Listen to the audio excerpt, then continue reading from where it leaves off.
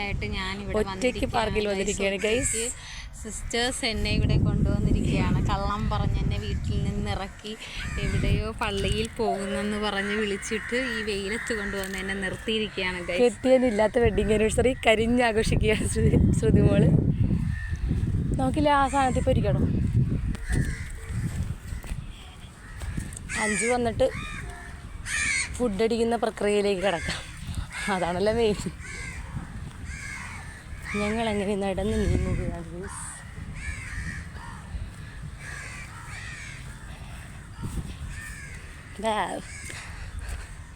ഇതാണ് ഇവിടുത്തെ vibe guys. കണ്ണൂരമ്മൾ മുന്നാരെ ചിരി തൂകും പൊന്നണിയ. ശ്രുതിക്കൊരു ചെറിയ സർപ്രൈസ് കൊടുത്തിരിക്കുകയാണ് ഗൈസ്. അഞ്ചു എവിടെയോ കറങ്ങാൻ പോയി എന്ന് പറഞ്ഞ് ഒരു ചെറിയ സർപ്രൈസ് കൊടുത്തതിൻ്റെ അന്താളിപ്പാണ് ശ്രുതിമോളുടെ ഫേസിലേക്ക് കാണുന്നത്.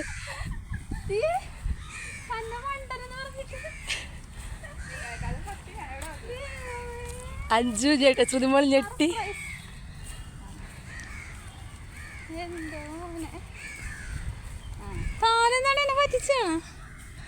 ഹാപ്പി ആനിവേഴ്സറി ശ്രുതിമോളെ. ഓപ്പൺ ചെയ്, ഓപ്പൺ ചെയ്, ഇവിടെ വെച്ചിട്ട് ഓപ്പൺ ചെയ്.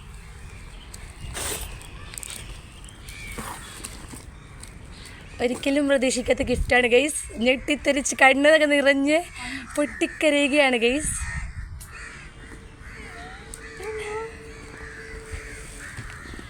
സുതിമോൾക്ക് എന്ത് ചെയ്യണമെന്ന് അറിയാതെ സുതിമോള് പൊട്ടിക്കണോ പറിച്ച് കീറണോ എന്നൊക്കെ അത് അങ്ങനെ കൂട്ടിയെടുക്കൂ. സത്യത്തിൽ എന്താണെന്നറിയാത്തൊരവസ്ഥയിലായിരുന്നു ഞാനിത്. എങ്ങനെ എന്നുള്ള രീതിയിൽ ശരിക്കും സർപ്രൈസ്ഡ് ആയിപ്പോയൊരു നിമിഷം. ഞാൻ സത്യം പറഞ്ഞാൽ വിചാരിച്ചത് ഇതൊരു ചെറിയ പ്രാങ്കാണെന്നാണ്. പക്ഷേ അത് തുറന്നപ്പോഴുണ്ടായ എൻ്റെ ആ ഒരു ഫീലിങ്സ് എന്താണെന്ന് എനിക്കിപ്പോഴും എക്സ്പ്ലെയിൻ ചെയ്യാൻ പറ്റുന്നില്ല.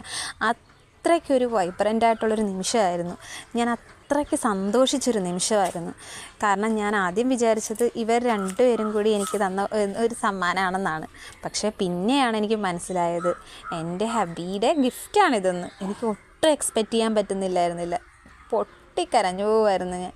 എനിക്ക് എന്ത് പറയണമെന്ന് ഒന്നും അറിയാൻ പറ്റുന്നില്ല. രണ്ടുപേരും അപ്പുറം ഇപ്പുറം നിന്ന് എന്നെ ആശ്വസിപ്പിക്കുന്നുണ്ടായിരുന്നു. ഇവരെല്ലാവരും കൂടെ ഇത്രയും ദിവസം എഫേർട്ട് എടുത്ത് എന്നെ ഒന്നും അറിയിക്കാതെ പ്ലാൻ ചെയ്ത ഈ കാര്യം എനിക്ക് ജീവിതത്തിൽ ഒരിക്കലും മറക്കാൻ പറ്റത്തില്ല. അത്രയ്ക്കൊരു ഹാപ്പിനെസ്സാണോ എന്തൊക്കെയാണോ എൻ്റെ മനസ്സിൽ കൂടെ വന്നു പോയെന്ന് എനിക്ക് ആ നിമിഷം അറിയത്തില്ല. ഞാൻ എൻ്റെ പ്രൊവിച്ചനെ ശരിക്കും മിസ് ചെയ്യുമായിരുന്നു ആ നിമിഷം. ഞാൻ ഒരിക്കലും പ്രതീക്ഷിക്കാത്തത് ഈ ഗിഫ്റ്റ് കണ്ടപ്പോഴാണ് എനിക്ക് മനസ്സിലായത് ഇത് ഇവിടെയൊന്നും നിന്നുള്ള സംഭവമൊന്നും അല്ലെന്ന്. കാരണം ഞാൻ അത്രയ്ക്ക് ഞെട്ടിപ്പോയൊരു നിമിഷമായിരുന്നു ഇത് തുറന്നപ്പോൾ. ഞാൻ ഒട്ടും പ്രതീക്ഷിക്കാത്ത എൻ്റെ ജീവിതത്തിൽ ആദ്യമായിട്ട് കിട്ടിയ ഒരു ഗിഫ്റ്റാണിത്. എന്ന് വെച്ചാൽ ഇത്തരത്തിൽ കിട്ടിയൊരു ഗിഫ്റ്റ്. ഒത്തിരി ഗിഫ്റ്റ് കിട്ടിയിട്ടുണ്ട് കേട്ടോ, പക്ഷേ ഇതുപോലൊരു ഗിഫ്റ്റ് ആദ്യമായിട്ടാണ്.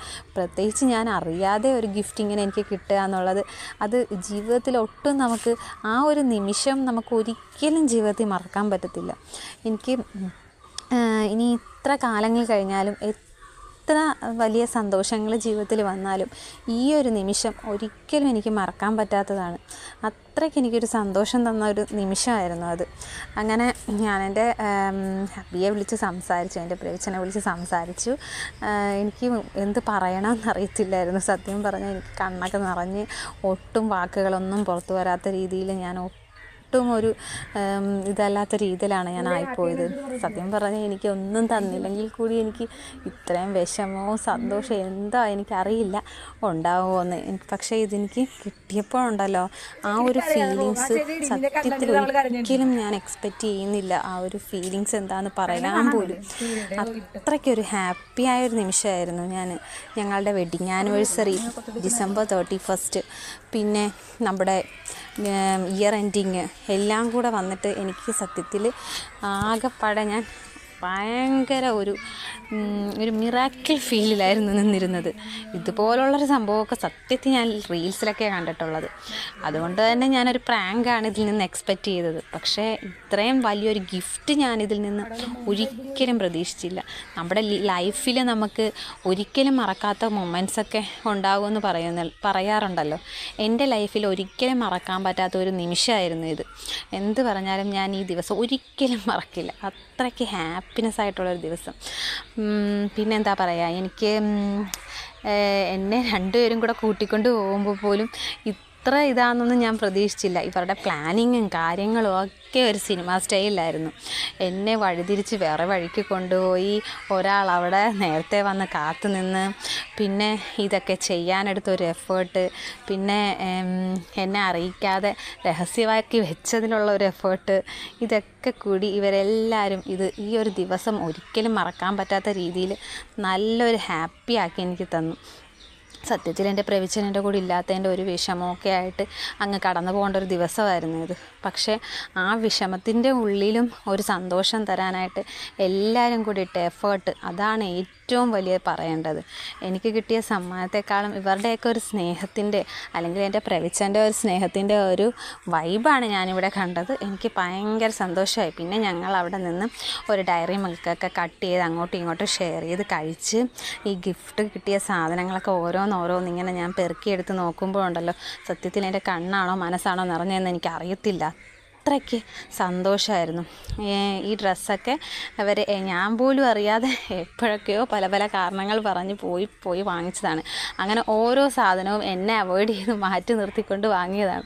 ആ സമയത്തൊക്കെ ഞാൻ ഒരുപാട് ഇവരോട് ദേഷ്യപ്പെട്ടിട്ടുണ്ട്. എനിക്ക് വേണ്ടി ഈ വെഡിങ് ആനിവേഴ്സറിക്ക് ഒന്നും ഇല്ലടി എന്ന് പറഞ്ഞ് എൻ്റെ കെട്ടിയവനോടും ഞാൻ ചെറിയ പരിഭവങ്ങളൊക്കെ കാണിച്ചിട്ടുണ്ട്. പക്ഷേ ഈ സമയത്തുണ്ടല്ലോ, ഞാൻ ഈ പറഞ്ഞ കാര്യങ്ങളും ആ ഒരു അണ്ടർ എസ്റ്റിമേറ്റ് ചെയ്ത സംഭവങ്ങളും ഒക്കെ എനിക്ക് ഭയങ്കര വേദനയായിട്ടൊക്കെ തോന്നിയത്. പക്ഷേ ഈ ഗിഫ്റ്റ് കണ്ട് കണ്ണ് നിറഞ്ഞപ്പോൾ ആ വേദനയൊക്കെ എവിടെയോ ഒലിച്ചു പോയി. പക്ഷേ എൻ്റെ മനസ്സിൽ എൻ്റെ കെട്ടിയാനില്ലാത്ത വിഷമവും ഒരു രീതിയിലൊക്കെ നിൽപ്പുണ്ടായിരുന്നു. എങ്കിലും ഇന്നത്തെ ഈ വെഡ്ഡിങ് ആനിവേഴ്സറിയും ഈ ന്യൂ ഇയറിൻ്റെ ഈ പാർട്ടിയും ഇതൊക്കെ എനിക്ക് ജീവിതത്തിലെ ഏറ്റവും നല്ല സമ്മാനങ്ങളായിരിക്കും. അതൊരിക്കലും ഞാൻ മറക്കത്തില്ലായിരിക്കും. ഹാപ്പി ആയിട്ട് ഞങ്ങളുടെ ജീവിതത്തിൽ ഇനിയും 100 വർഷങ്ങൾ ഉണ്ടാകട്ടെ എന്നാണ് ഞാൻ ആഗ്രഹിക്കുന്നത്. അത്രയ്ക്കും സന്തോഷം നിറഞ്ഞൊരു നിമിഷമായിരുന്നു അത്. എന്തായാലും ഈ വെഡ്ഡിങ് ആനിവേഴ്സറി ഞങ്ങൾക്ക് ജീവിതത്തിൽ ഒരിക്കലും മറക്കാൻ പറ്റാത്ത ഒരു സന്തോഷമായി മാറി.